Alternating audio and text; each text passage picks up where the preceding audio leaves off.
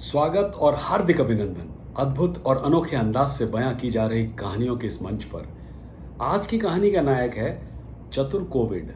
पिछले 1 वर्ष से कोविड वायरस मनुष्यों के साथ रहते रहते चतुर हो गया है और सरकारी घोषणाओं का आदर और सम्मान करने लगा है।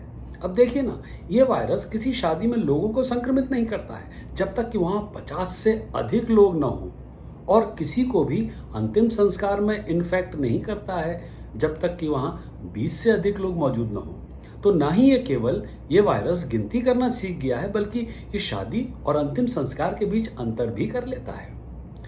इस दौरान कोविड ने घड़ी देखना भी सीख लिया है, तभी तो ये सार्वजनिक स्थानों और रेस्टोरेंट में फैलता है केवल रात 9 बजे के बाद और उससे पहले नहीं। इसलिए रात 9 बजे से पहले बाहर निकलना सुरक्षित है और रात 9 बजे के बाद बिल्कुल नहीं। ये चतुर वायरस सरकारी उद्घोषणाओं का सम्मान करते हुए तभी हमला करता है यदि आप 4 से अधिक लोगों के समूह में हैं, लेकिन शादियों या अंतिम संस्कारों में नहीं, जहां 50 और 20 लोग हैं। है ना कमाल।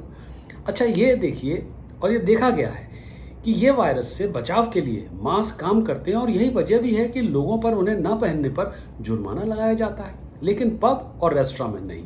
क्योंकि जैसा कि पहले ही पता चल चुका है कि चतुर कोविड रात 9 बजे के बाद पब या रेस्टोरेंट में अपना प्रताप नहीं फैलाता है।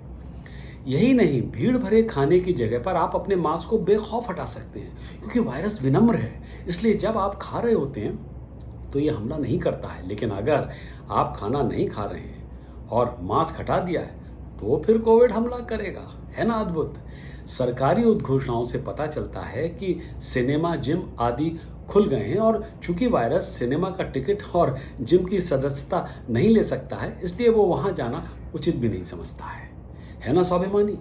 वायरस पिन कोड्स और बैरिकेड्स की भी इज्जत करता है। यही कारण है कि कुछ क्षेत्रों में दूसरों की तुलना में कठोर नियम है, और एक बार जब आप सीमा पार कर लेंगे तो वायरस फिर आपका पीछा नहीं करेगा।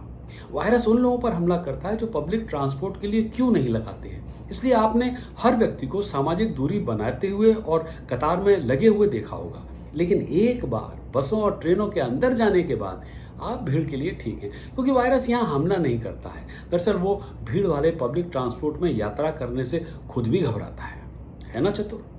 अच्छा, मजा ये है कि एक बार जब आप भीड़ भरे बस या ट्रेन से उतर जाते हैं तो आप अपनी कार में सेफ नहीं हैं और अन्य लोगों के साथ एक ही कार में यात्रा नहीं कर सकते, क्योंकि वायरस उन लोगों को पसंद नहीं करता जो एक प्राइवेट कार में एक साथ यात्रा कर रहे हो।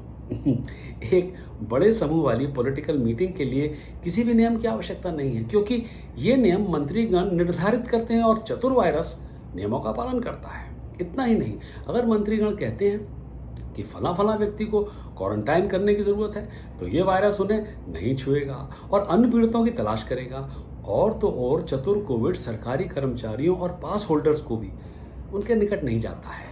अच्छा, खूबसूरती देखिए इस वायरस की कि ये कैदियों और अपराधियों से नफरत करता है। इसलिए जेल में भीड़ भाड़ होने के बावजूद चतुर कोविड वहां जाना पसंद नहीं करता है। इसीलिए कैदी लोगों का सामाजिक दूरी न रख पाना कोई महत्वपूर्ण बात नहीं है।